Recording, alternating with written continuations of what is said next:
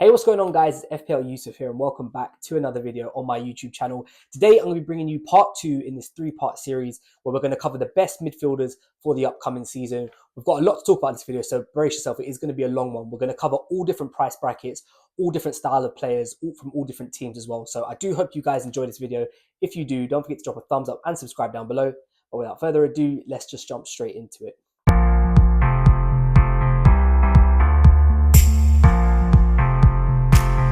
Okay, welcome back, guys. Thank you so much for being here with me today on my YouTube channel for another video.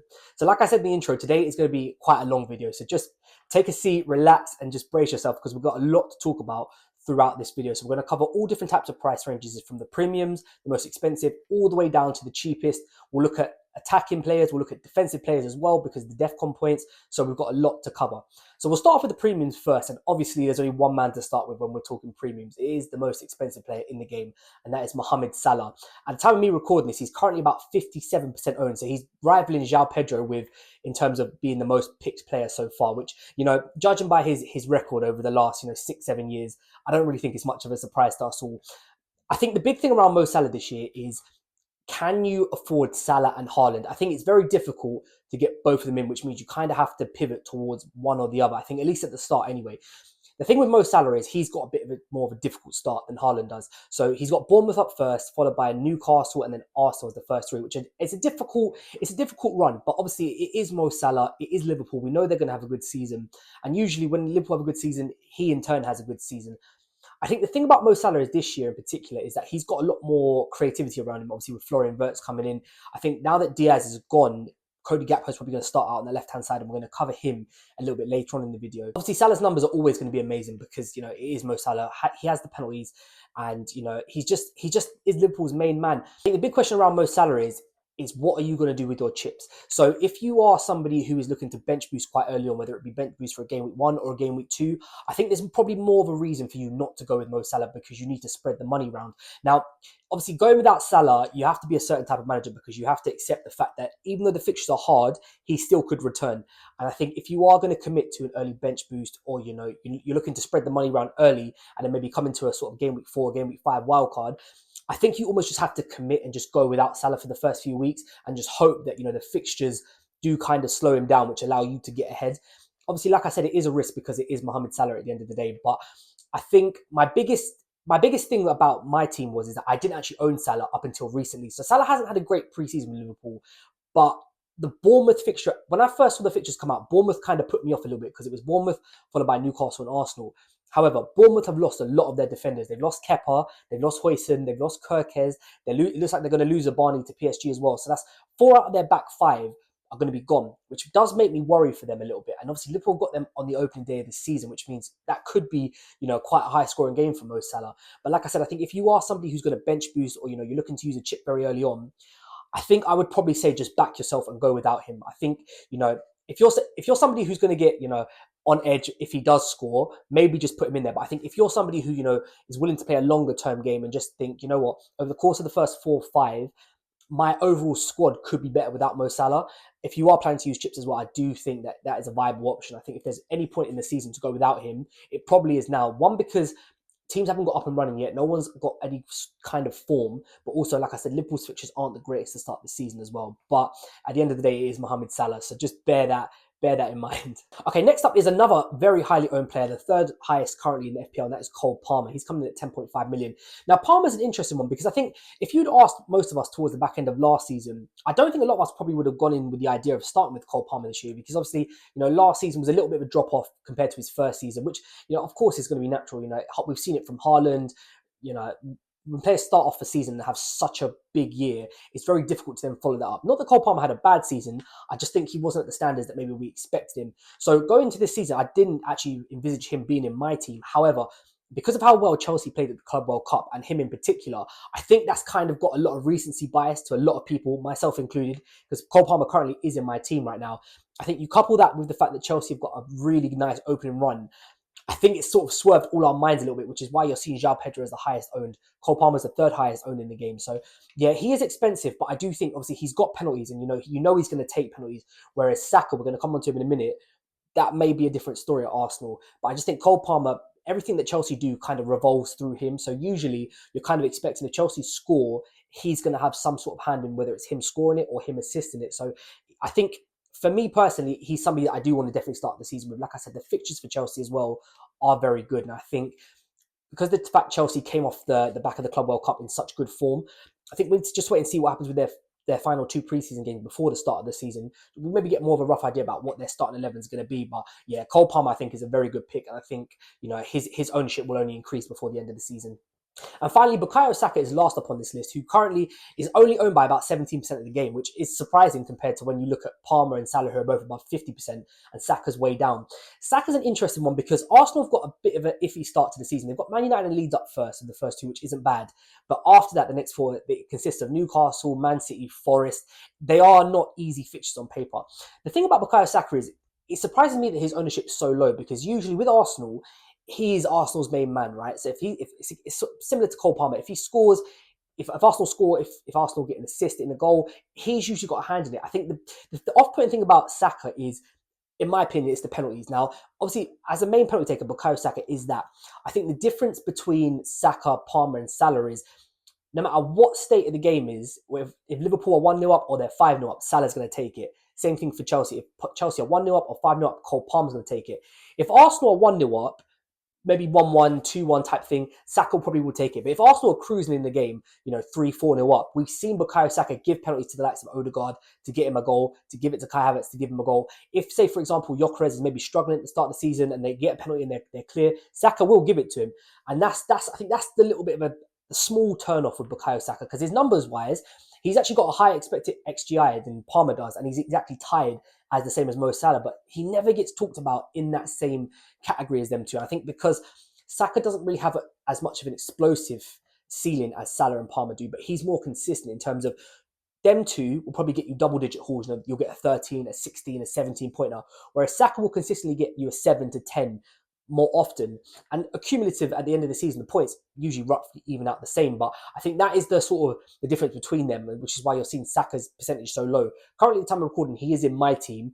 Whether he'll stay there or not is a different story. Arsenal obviously didn't play that great yesterday in a pre-season game against Villarreal. They lost 3-2. Saka didn't get involved in the game as much as I would like to see. So I need to wait and see what happens in Arsenal's next pre-season game, just to see if it was just a little bit of a blooper. Like I said, you can't really think too much into pre-season games because it is, at the end of the day, just about getting your fitness ready. But it's something that I'm definitely going to be keeping an eye on. Okay, so next up, we're going to talk about the next part of the midfielders, and that is I'm going to put the title as Bruno to 8.5. So we've got Bruno as the most expensive at 9 million. Now, for the last sort of 2 seasons, Bruno has been a player that I have not looked at all. One, because Man United have been playing so bad, but 2, just because he hasn't really got involved as much as I would have liked to see him. However, with these new defensive contribution points, it actually surprises me how many he racks up, and he's very close to sort of hitting that threshold. Couple that with penalties and free kicks. I think the big thing about Bruno this year is, where is he going to play? If he plays as part of that front three, one of the 10s behind the striker, I think there's a very, very high case to have him in your team this year. They haven't got the best of start. Obviously, they're up against Arsenal straight off the bat, which isn't great. But Bruno is going to come down to his position. If he plays, as I said, if he plays as part of that front three, I think there's definitely a viable option to get him in. He's currently only owned by about nearly 14% of the game, so he's not highly owned at all, which does make him a little bit of a differential to start off. But if he is playing as part of that 2, the number 6s, I think that appeal kind of loses it a little bit. Now, right now, obviously, they've got Cunha, they've got Mbeumo, and they've got Bruno. There is talks that Man United put a bid in for Benjamin Sesko. Now, if they do get that in, you'd imagine that Sesko, Cunha, and Mbeumo would be their front three, which means Bruno would have to play a little bit deeper. I think that kind of loses the appeal for me with Bruno Fernandes. But obviously, like I said, if he's playing as part of that front three, definitely someone to keep an eye on. Okay, next up is the new man on the block, and that is Florian Wirtz. He's coming in at 33% owned, 8.5 million. I think is a great price for him. Same as Mo Salah, like we said, Liverpool off to not the easiest start. Bournemouth, Newcastle, Arsenal, in their first 3. It's not the easiest run in the world, but it is Liverpool. They are a fantastic side. Wirtz has actually he's looked quite good in pre-season so far. From what I've seen of him, his touches, the positions he's taken up, he is looking quite good. I do think that there is a case to be made that you could never cover Mo Salah, but I think there's definitely an argument to be made. Could you theoretically go with Florian Wirtz and save yourself money to spread around the team instead of going for Mo Salah? I think that's definitely a question that can be asked. Whether or not it can be done is a different story. Last season, I think a lot of people tried to do that with sort of Luis Diaz and Gakpo, and they both had decent seasons in their own right, but obviously Mo Salah once again showed how dominant he was. But I do think that if you are looking at Florian Wirtz, I think for me, I'd be looking at him possibly as a separate player to Mo Salah. I think he'll take up different positions. He's probably going to have a different role on the team as well. But I do like him, and I do think that he will get up to decent numbers this season. I am expecting him to get double-digit goals, double-digit assists, which, at the start of the season at 8.5 million, I think is actually a very fair price for him. The last player up on this list is Omar Marmoush. He's coming in at 8.5 as well. He's only owned by 13% of the game, so quite a drastic difference between him and Florian Wirtz. My problem with him is he's a Man City player. The thing with Manchester City players is you just never know who's going to start. Now, goal-wise, if he does play, he's got way better XG than the likes of Florian Wirtz does, and you would expect him to get amongst the goals. I think the problem is that they've got Doku, they've got Savinho, they've got Shirky, they've got Foden, Bernardo Silva's still there, so they've got a lot of competition in those sort of roles. Now, obviously, Omar Marmoush is not going to play up front. He'll probably play somewhere off the left. If he does score, though, he's now a midfielder in the game, which means he's going to get more points for it, which does entice me a little bit more. I just think the price of 8.5 is a little bit steep. I think if he was about 7.5, maybe you could make a case for it. I just think at 8.5, when I compare him to the likes of Florian Wirtz, only an extra 0.5 more for Bruno, I think that them two will probably have more impact on their team than Marmoush will. But he's definitely someone to keep an eye on. And if he does start getting that left-hand side spot, that left wing spot as his own, then I definitely think that you could see, quite some nice returns from him this season. Okay, so now we're coming on to the price point, which is just below the premiums, just above the mid. So we've got an 8 million to 7.5. So we'll start with the two Man United players first. We touched on them just a minute ago. There's Bryan Mbeumo and Matheus Cunha. Now, both of these players had fantastic seasons last year. I think the notable thing about them two is they're both going to lose penalties because Bruno Fernandes is going to be Man United's penalty taker, which means Cunha won't have them as he did at Wolves, and Mbeumo won't have them as he did at Brentford. Does that make them worse options? In my opinion, a little bit. I think Man United are a very tricky one because I do like what they're doing. I like the front three that they're making. Obviously, like I said, if they get Benjamin Šeško, that's another player to consider. I do like what they've got going on. Because it's Man United, I just need to wait and see how they get on. So I'm going to wait and see what happens with their preseason games. Like I said, Arsenal not first isn't exactly ideal. The fixtures after that is a little bit better. Would I want to spend that much money on players like these two when you've got others around that price point who maybe are almost more guaranteed to get a little bit more points than them? I don't know. I think it's an interesting one. I need to wait and see how Man United line up. I don't know if I'd start the season with them. Maybe there's a potential to see how Man United get off in the first sort of 2-3 games. And then when it comes to wildcarding, if they started off well or the fixtures swing, then maybe there's a real opportunity to bring them in. But I think for the time being, I'd probably just hold off because I think there's probably better value for money around that price point. Cody Gakpo up next, 7.5 million. He's only 4.5% owned, and I am one of those people who own him. So I have got him in my team. If he is going to get that starting left wing spot, for me, he's going to be a lock in my team because I think he plays that role so well. He's always open at the back post, but not only that, when he gets to that byline, he always gets the ball in, and usually there's Salah, Ekitike, someone will be in the Florian Wirtz, someone will be there to tap that home. And I do think that last season he was very good. Obviously, he had competition with Luis Diaz. Now that Diaz is gone, he's somebody that I really like. And like I said, he is in my team currently. Liverpool, same as we've touched on so far, a little bit of a rough start to the season. But after that, I think that Liverpool's fixtures do come nice. And I personally would want to own at least two out of the Liverpool three attackers for that nice little run. Whether that's Wirtz, Gakpo, whether it's Gakpo, Salah, Wirtz, there's probably a different combination. But for me, I think at the price point I think he's very, very well priced this year. I think he's good value for money. Obviously, he's down as a midfielder this year, which is an extra point for a goal, extra point for a clean sheet. So yeah, Gakpo is somebody that I've currently got in my team and somebody that I think, touch wood and there's no injuries, I probably will be starting the season with. And last up is Anthony Gordon. He's only owned by 3% of the game. I think if Isak leaves Newcastle, I do think it does dampen Anthony Gordon's appeal just a little bit. Through preseason, I've actually seen he's actually been playing up front for Newcastle, which obviously on paper is great. Whether or not he can actually play that role consistently is another story. Obviously, if Isak leaves, then there becomes a question about who's going to take penalties. We have seen Anthony Gordon take penalties for Newcastle before. He's not the most reliable penalty taker. I think he missed one last season against Everton. It wasn't really a well-struck penalty. 3% owned, it's a nice differential. Newcastle, I just can't get behind at the moment. I think there's just too much going on there. They've lost out on too many transfer targets. Obviously, Alexander Isak, their star man, is looking like they're going to leave. I think Gordon, for me, is just a complete stay away for right now. Maybe at some point, if Newcastle get some signings in and they get a bit of run of form together, then maybe, yes, 100% we could take a look at him again. But I think for right now, like I said, almost the same as Man United players, we just need to wait and see how they're going to start the season. As I think right now, around that price point, they're just probably others that you could go to instead. Okay, so next up is this middle price bracket, and that is the 7 mils. So I put 5 players down here who I'm personally looking at. First up is Morgan Rogers. Now, for me, I do like Morgan Rogers, but Aston Villa haven't actually made any signings, which means he could end up playing a little bit more central just behind Ollie Watkins. Now, if that's the case, I do like him as a pick. I think 7 mil is a fair price. I would have liked to see him at 6.5, but, obviously he had a great season last year. Ironically, number-wise, at least on his XG, it's not the best. He's sitting at a 0.19 XG, which actually isn't that great. 0.34 overall XGI. He hasn't got the best numbers, but he's somebody who, on the eye, when you watch him, does perform better than what the stats say. And obviously, it depends on what type of manager you are. Some people look at sole stats. Some people look at how a player plays overall. I think Morgan Rogers, with the start Aston Villa have got, I think he's definitely a viable option. Would I go for Watkins and Rogers? Maybe not. It might be a bit overkill, but I think that there's definitely a viable option to take one of them. And, Rogers is a cheaper asset than Watkins. He obviously is a midfielder, which means he gets the clean sheet points. He gets DEFCON points if he does track back. He will get extra point for the goal. So I think there's a little bit more upside to Morgan Rogers. Just keep in mind his open play goal stats aren't exactly the best, but I do like him as an overall FPL pick. Now we come on to 2 players who I am personally worried about. They had a great season last year, and that's the 2 Bournemouth midfielders in Kluivert and Semenyo. I think these 2 are very different. I think one with Kluivert gives you an option for goals through penalties, whereas Semenyo probably has the more open play goal.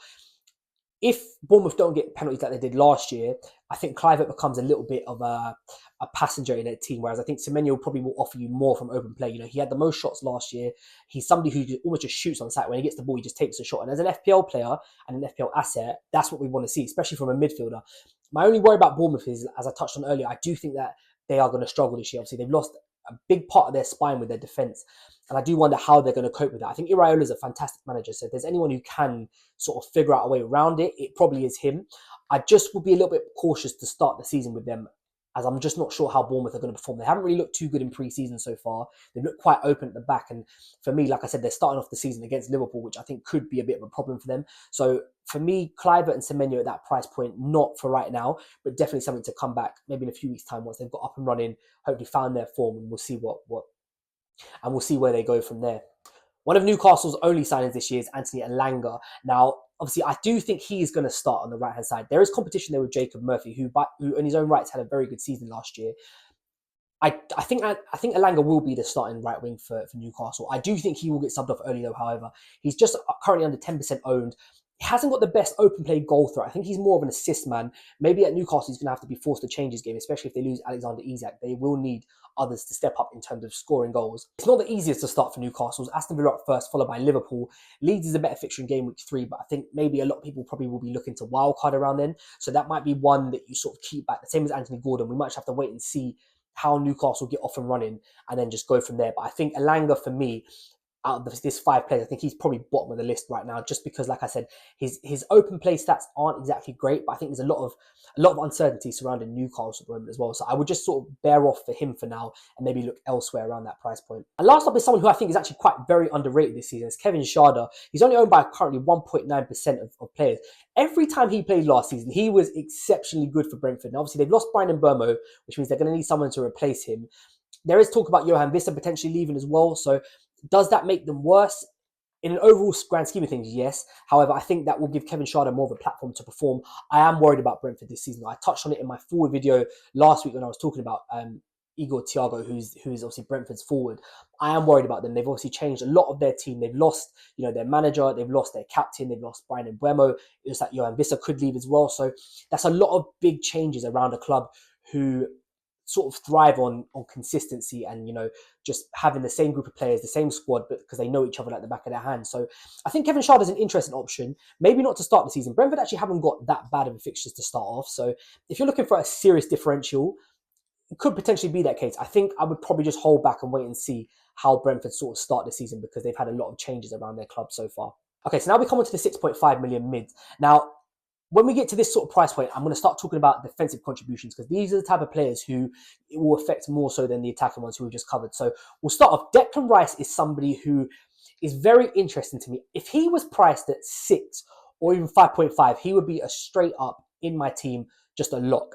I think the problem with Declan Rice is at the moment, he's kind of in between an attacking player and a defensive player. He doesn't get forward enough to warrant regular attacking returns, but he also doesn't do enough defensively to just hit that threshold of 12 for midfielders. He averages about just under 10. That's not to say that he won't in some games do it, because of course, when they're playing the bigger games, obviously Declan Rice will probably have more of a license to get back, track back, defend. And when he does it, he is very good at it. I think a lot of us sort of have a notion of Declan Rice that he is a defensive-minded player. Obviously, going forward, it's something that I think a lot of people are looking around his game, is adding more goals to it. He obviously does take set pieces for Arsenal, and Arsenal from corners are just such a problem. So he will get the odd assists through that. He will get odd, DEFCON points through his defensive contributions. I just don't know if it's enough at that price point. When we go through some of these other players, you'll see what I'm talking about. But if he was 0.5 less, I think he'd be in my team. I think at 6.5, he's somebody that I'm going to watch very closely. But I don't know if he's just a little bit too expensive for what he's offering at the moment. Toma's up next. He has a much more attacking threat than the likes of Declan Rice, of course. He's playing left side for Brighton. Now, I do think his minutes are nailed, and I do think most games he will play sort of 80 to 90 minutes. My only problem with Brighton is that they have a lot of attackers. So I think in some games you may see rotation. Now, Mitoma, 0.31 expected goals. He's such a good player. We all know how good Mitoma is. He's done it for the last sort of 2-3 seasons now. I think, like I said, the only biggest problem for me around Brighton is just the fact that they've just got an abundance of attacking players, and they're all going to want to play at some stage. So is there a potential for a rotation risk? Like I said, I do think Mitoma out of everyone is probably the most locked Brighton player, at least in the forward line. They've got a decent opening 2 fixtures as well against Fulham and Everton. That's followed by Man City, which isn't exactly great. But I do think, Mitoma is a viable option. He's only 5.9% owned as well, which means he's, not really on the radar of a lot of people at the moment. But yeah, definitely one to watch. I want to kind of see how Brighton get on and kind of how they line up. So I think, with them, it'd be probably helpful just to watch like their last few pre-seasons games, because that would probably give you the best idea of what their starting 11 is going to be come the first game week of the season. Iliman Ndiaye next, 12.4% owned at Everton. This is one player that I do not understand the hype about. I've seen a lot of people talking about him, especially on Twitter, where you've got the kind of the core FPL community. I've seen a lot of people talking about him. He obviously will be on penalties for Everton. But my thing is Everton at the end of the day. We're not expecting him to score 3-4 goals every game. His open play goal threat is really bad as well. So I think I don't see this one as being a starter, but judging by percentage wise, a lot of people do. Obviously, I think he had a decent run last season, but for me, I just don't expect Everton to get a lot of penalties, which is going to, obviously he is on penalties, but I don't expect him to convert many of them because I don't think they'll get a lot.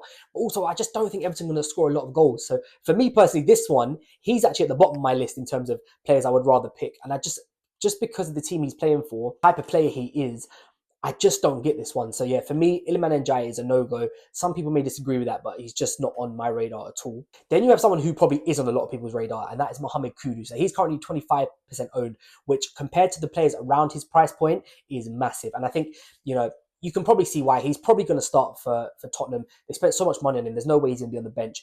Kudus is one of those players that's quite frustrating because when you watch him play football, he's excellent. Technically, he's fantastic. He has these mazy little runs, the dribbles. It's always the end product with Kudus. I think frustrates a lot of people. Burnley up first for Tottenham, which I think is a great start to the season. I think, like I said, I touched on earlier about bench boosting. If you are bench boosting, Kudus is probably somebody that you want to get off and get into that game with one team, just because, Burnley at home, it's a great fixture to start off for Tottenham Hotspur. So yeah, he's somebody that I'm personally looking at bringing in my team as well. Currently at the time of recording, I haven't got him in there, but I do think at this price point, he's probably the best value for money. And last up is a bit of an unknown, and that's Rayan Cherki. Now, this is somebody here who could be serious value for money if he plays. And that is the big problem with him, is that if he plays. Man City, as we touched on with Marmoush, have got so many options in that attacking third. I just don't know if Cherki's going to start, which is why I can't start the season with him. If I knew 100% guaranteed he was going to start, he was going to play consistent minutes, he would be in there, no-brainer, because I think at his price point, as a consistent Man City attacker, who will get goals and will get assists, I think he's a fantastic option. But I think the big thing around him is we just don't know that. And I just can't take a risk on somebody who may start, may not start, may get pulled off after 50 minutes, may end up playing 30 minutes as a sub. I just don't like those type of players. For some people, they don't mind that. They just put their hat on that if he plays, he'll get a goal and assist. And if that's you, by all means, fair play. He probably will do. But for me, it's just something that I can't take the gamble on at this current moment in time. Okay, so now we come on to just a little bit of a cheaper options, and that is the £6 million midfielders. So I'm going to start off talking about Lucas Paqueta. Now, he's got a great opening fixture against Sunderland. The big key around him is he going to be here? So he has been cleared of all his betting charges, everything that was going on with him, he's been cleared of it. But there is rumours that he's going to leave. If he stays, I really do like him. I think he is somebody who he should be on penalties because he was their penalty taker before all that stuff was going on with him. He would take him over Jared Bowen, and that's just it's an excellent route to points. I do think that there is a potential player here, but also his DEFCON points, his defensive contributions are very high for someone of his position, which again is just another route to points for him. He's currently only 1% owned, but I think that's because there's a lot of uncertainty around him. So I think we need to wait and see what happens come nearer to the start of the season. Obviously, we've only got about a week, just over a week left now, so not long to go before we start. But I think for me, it's just a little bit too much of a risk judging because we can't say for certain whether or not he's going to be here or not. So I'm going to keep my eyes open on West Ham's preseason games just to see if he starts or not, see where he plays. But I do like him as a pick. I think he could be on penalties, and obviously he's got a great opening fixture to start the season off with. Now we come on to the two Brighton boys, Minter and Ruta. Now, I like both of them. I think both of them will start, in my opinion. But again, it's the same as Matoma. There's no guarantee that they're going to get 90 minutes. I could see both of these guys starting, but also being yanked off after an hour. And obviously for us as FPL players, we want players who are going to start and play most minutes because it gives you the higher ceiling for goals. Now, Minter, when he played last season, was actually very good. But again, it comes down to minutes. And he always used to get an early sub. He never really played through 90 minutes.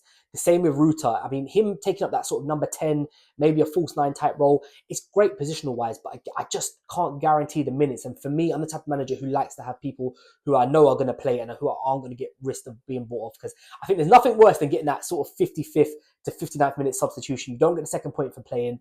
You don't usually most goals are scored towards the back end of the game when defenses tire as well. So especially for attackers, you want them on the pitch as long as possible. So I do like these two as options, but I'm not sure about their minutes.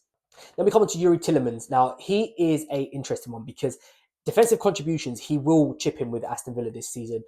Is he going to be the penalty taker? That is the real question. I think Aston Villa right now, obviously, it's up in air. You've got John McGinn there. You've got Ollie Watkins. Morgan Rogers is actually a decent penalty taker. Yuri Tillemans is a decent penalty taker. I just don't think for certain we can guarantee that it's going to be him. There's a high chance it will be, but I just don't know if I can say for 100% certain. And I don't know if Tillemans from open play has the goal threat which you would need to bring a man like that in when you're comparing him to the likes of, Paqueta. If he stays, he will play all the way through. The Brighton boys, maybe not so much, but I think they've got a much higher ceiling of getting you an attack and return in the time they're on the pitch versus Yuri Tillemans. So for me, not one that I'd be looking at, but he's definitely someone who's going to play the minutes. He's definitely going to get you close to the defensive contributions for most games. So it's not a bad pick by any means. I just think that there are other players sort of at his price point and around him, which might just be more better off to bring in. Okay, we're on to the final section of this video. Thank you guys so much for watching this if you have stayed all the way. So I split this last price point into two sections. We're at the £5.5 million midfielders. I've gone for 3 attackers and then 4 who are a little bit more defensively. So we'll start with the attackers first. And the first one up is somebody who's been talked about a lot, and that is John Arias from Wolves. Now, this young man is supposed to be the next big thing, right? And he did score on his debut in pre-season. Wolves lost the game 2-1. If he was 5 million, it's almost like Declan Rice. If he was 0.5 cheaper, he would be straight in my team because I think he's somebody that you can bench in certain games and start in other games and hope that he's going to score. I do think he will get minutes, and I do think he will start because I think Wolves spent a decent amount of money on him to try and spent a lot of time trying to get him. He's very talented. And I've seen a lot of people talking about that he could have been, priced at higher. If he was higher than 5.5 million, I think he'd be an absolute no-go. Just because, one, you're playing for Wolves. No disrespect to any Wolves fans out there. But 2, he is an unknown quantity, and we can't be 100% sure what he is going to bring to the table in his first season in the Premier League. He's got a little bit of a tricky start. Obviously, Man City up first, Bournemouth second, Everton third. Everton on paper, a decent fixture, but obviously defensively are quite good. So I think Wolves' start to the season isn't exactly ideal, but I do think he's somebody that definitely should be kept an eye on. And, as time goes on, as we get closer to sort of game 4, 5, 6, when people are wildcarding, if we have seen a lot from him, then I think, definitely he's someone to bring in. He's a cheap midfielder. He's somebody who probably will play most games for Wolves. And, he does offer his attacking threat in his own right. And we come on to Daniel Marlon. Now, Daniel Marlon has got a ridiculous open goal, record. 0.64 xG, which is very, very high, especially for his price point. He's only currently 2.6% owned as well. I think the question about him is, where is he going to start? Now, there's rumours about Ollie Watkins potentially leaving. I don't personally think Ollie Watkins will leave. If Ollie Watkins does leave, that could mean Marlon goes up front. If Ollie Watkins stays, it's probably going to be more likely he's going to be out on the wing, which does decrease his value a little bit. But I think when you're paying 5.5 million for a player, you can't really be too picky with that. He obviously does have quite a high upside, and if he does get consistent minutes, I think at his price point, he is the best pick, because I do think he will end up with the most attacking returns. He's playing for a very good side in Aston Villa, who you know, is better than the teams who are, you know, who's playing for a better team than, you know, players around his price point as well. So you definitely want to consider. I do think, you know, for the price point, like I said, he is the best option, but we'll have to wait and see on where he's playing and how many minutes he does actually get. And the last player I put on here is Idingra, who's playing for Sunderland. For me, he's just a no-go. I just don't think, you know, Sunderland players are the players you want to be hedging your bets on for FPL. You know, he just, how many goals are Sunderland going to score? Probably not that many. He's a decent player. You know, he's got a decent open goal. He's got a decent XG coming at 0.22. I just think, like I said, at that £5.5 million bracket for attackers, I just don't know if if you'd want to choose him over the likes of Donyell Marlon or a John Arias. I don't think he's going to be the guy you pick. So for me, he's a stay away, but I have just included him in here just to give you guys another option in case you're looking elsewhere. Finally, we've come on to the defensive side of the 5.5 brackets. Now, I'm going to start with Tijani Reinders. Now, he's somebody who I could have put into the attacking side as well. The reason why I put him in here is because I'm just trying to figure out where he's going to play. I do think he'll play in like the sort of Gundogan 6 type 8 role. Now, I think he's technically a very, very good player. The reason why I put him in this side is just because I can't guarantee minutes. I think it's the same with every Man City player. You can just never guarantee whether they're going to start or not. If Tijani Reinders does start, obviously he will get defensive contributions because he will be playing sort of like a box-to-box role. But I also see him chipping in with goals and assists as well, which means at his price point, I think he's great value for money. He was in my original draft, actually, because I saw the game I saw City playing preseason against Al Hilal. He was like literally making runs into the box. He actually got an assist for one of the goals because he ended up playing. He was like literally in the 6-yard box. So it was already good signs. I need to wait and see what Manchester City do on the weekend when they have their game against Palermo in preseason. I think that would be quite a telling sign of how they line up and what their game week 1 squad is going to look like. So all eyes are on that. But I do think Tijani Reinders is very good value for money at his price. Right, then we come on to Moises Caicedo. Now, this guy is solely about the defensive contributions. He's probably not going to get you any attacking returns at all. But defensive contributions, yes, he will be getting you those 2 points more often than not. Chelsea overall, you know, I do expect him to keep some clean sheets at the start of the season, which means, you know, he'll get the extra point for the clean sheet, the 2 for, you know, the defensive contributions. So I think if you're looking for a consistent 5.5, he is the man you want to hedge your bets on, because I do think that, you know, defensively wise, he is probably one of the best, if not the best in the Premier League. So yeah, I think he's a great option at 5.5 million. He's rivaled with Elliot Anderson on this list as well, because Elliot Anderson defensively wise will hit those numbers the same way Caicedo will. I think the only difference with them is he's probably got more chance of getting a goal than Caicedo does. So his attacking threat is just ever so slightly better. Again, I wouldn't be expecting a lot from him going forward. It's probably more about the defensive contributions and keeping the clean sheet where you're going to get the points from him. But either one of those two are more than viable options at that price point. And the last man up at this price point is Sandro Tonali, who's kind of an in-between. He will get you more attacking threat, but maybe not as many defensive contributions. So for me, he's probably a stay away just because I don't think he'll score enough goals and get enough assists that will warrant his pick being played every week. But he's also probably not going to get you defensive contributions as much as the other two, which means he's probably only going to end up getting you the 2 points for playing, 1 extra point if they get a clean sheet, and obviously maybe a couple bonus points if he does end up with an attacking return here and there. But I think out of the 3 that I've named prior to him, he would definitely be last on my list. I think Tijani Reinders would be over him if he gets minutes, and also the other 2 as well, because, you know, they won't get you the attacking returns, they will get you the defensive contributions for that price point. Okay, thank you guys so much for watching this video. If you have enjoyed it, don't forget to drop a thumbs up and subscribe down below. I know this one was a long video, so thank you all for staying if you have made it all the way through. I will be back over the weekend with the final part of this series where we cover the defenders and the goalkeepers, so stay tuned for that. And then I will be bringing you back, hopefully, maybe a double upload this weekend with my updated current draft as well, because a lot has changed around that team. So thank you all so much for watching this video. If you have enjoyed it, please don't forget to drop a thumbs up and subscribe down below, and I'll catch you guys next time.